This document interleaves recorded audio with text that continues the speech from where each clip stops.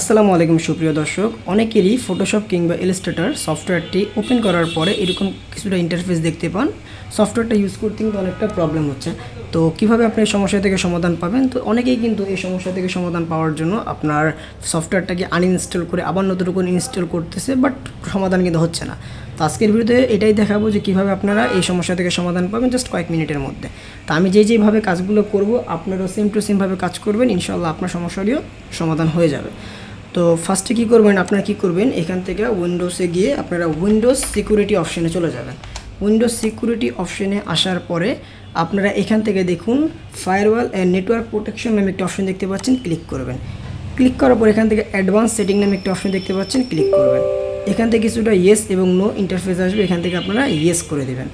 করার পর এখান থেকে আপনারা কী করবেন, নিচে আপনার আপনার উইন্ডোজ ওপেন হয়ে যাবে। এখান থেকে আপনারা দুটো অপশন দেখতে পারতেছেন, ইনবাউন্ড রুলস আর একটা আউটবাউন্ড রুলস। তো এখান থেকে আপনাকে এই দুইটা জিনিসে কাজ করতে হবে। তো ফার্স্টে হচ্ছে আপনার ইনবাউন্ডস রুলসে ক্লিক করবেন। ক্লিক করার পর এখান থেকে আপনারা নিউ রুলস নিউ রুল নামে একটা অপশন দেখতে পারতেছেন, ক্লিক করবেন।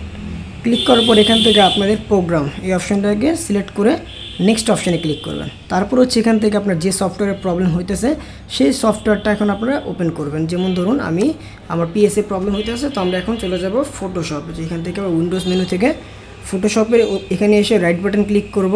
তারপরে এখান থেকে মোর অপশানে গিয়ে ওপেন ফাইল লোকেশন অপশানে ক্লিক করব। ক্লিক করার পর এখান থেকে দেখুন আমার সফটওয়্যারটা দেখা যাচ্ছে, বাট একটা জিনিস খেয়াল রাখবেন, অনেকের এখানে যে শর্টকাট এই লেখাটা থাকতে পারে। তো যদি আপনার এখানে শর্টকাট লেখা থাকে তাহলে আপনারা এখান থেকে আবার রাইট বাটন ক্লিক করবেন। ক্লিক করার পর এখান থেকে আবার আপনারা চলে যাবেন ওপেন ফাইল লোকেশন। এখন দেখুন এখানে লেখা রয়েছে অ্যাপ্লিকেশন। তো অবশ্যই আপনাদের এখানে কিন্তু অ্যাপ্লিকেশন লেখা থাকতে হবে। শর্টকাট থাকলে এইভাবে অ্যাপ্লিকেশন লেখাতে নিয়ে আসবেন। তারপরে কী করবেন, এখান থেকে এই সফটওয়্যারের উপরে মাউসটাকে রেখে রাইট বাটন ক্লিক করবেন।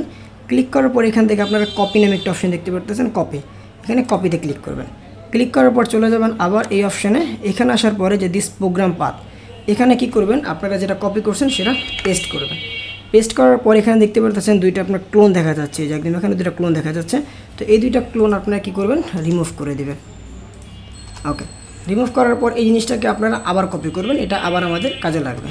ওকে, কপি করার পর এখান থেকে নেক্সট অপশানে যাবেন। তারপরে এখান থেকে দেখুন ব্লক দি কানেকশন একটা অপশন দেখতে পাচ্ছেন, ক্লিক করে নেক্সট অপশানে ক্লিক করবেন।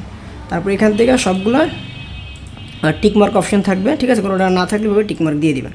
তারপর হচ্ছে কিন্তু আবার নেক্সট অপশানে ক্লিক করবেন। তারপর এখান থেকে আপনার যে সফটওয়্যার প্রবলেম হইতেছে, যেমন পিএস, ঠিক আছে, আমার পিএস সেক্ষেত্রে পিএস অপশনটা রেখে দিব। আর এআই কার হলে এআইটা লিখবেন। লেখার পর এখান থেকে ফিনিশ অপশানে ক্লিক করবেন। ওকে, একটা হয়ে গেছে। এখন আপনারা সেমভাবে কী করবেন, আবার আউটবাউন্ড রুলসে যাবেন। এখান থেকে নিউ রুলসে যাবেন। তারপর প্রোগ্রামে দিয়ে আবার নেক্সট। তারপর আপনি যেটা কপি করেছেন সেটাকে আবার এখানে পেস্ট করবেন। করার পর এখান থেকে আবার নেক্সট অপশানে যাবেন, ব্লক অল কানেকশনে নেক্সট। এই দিনে টিকমার্ক থাকবে, নেক্সট। এখান থেকে আবার পিএস লিখে আবার ফিনিশ। ওকে, হয়ে গেছে আমার প্রবলেম সলভ। এখন হইতেছে আপনারা কী করবেন, আপনার পিসিটাকে রিস্টার্ট করুন। তারপর হইতেছে আপনার সফটওয়্যার ওপেন করবেন, তাহলে দেখবেন কি এই প্রবলেমটা আপনার আর হবে না। তো আশা করি আপনারা বুঝতে পেরেছেন এই সমস্যা হলে আপনারা কীভাবে সমাধান পাবেন। তো অনেকেই বলতে পারেন যে অনেকেরই সমস্যার সমাধান হচ্ছে না বা হয়নি। তো আমি যেভাবে দেখিয়েছি একদম সেম টু সেম ওইভাবে করবে, তাহলে ইনশাআল্লাহ আপনার প্রবলেমটা সলভ হয়ে যাবে। তো আজকের ভিডিও পর্যন্ত। এই ভিডিও ভালো লেগে থাকলে লাইক করে দেবেন, চ্যানেল নতুন দর্শক হয়ে থাকলে চ্যানেলটিকে সাবস্ক্রাইব করে রাখতে পারেন। দেখা হচ্ছে পরবর্তী ভিডিওতে। এবং ভালো থাকবেন, আল্লাহ হাফেজ।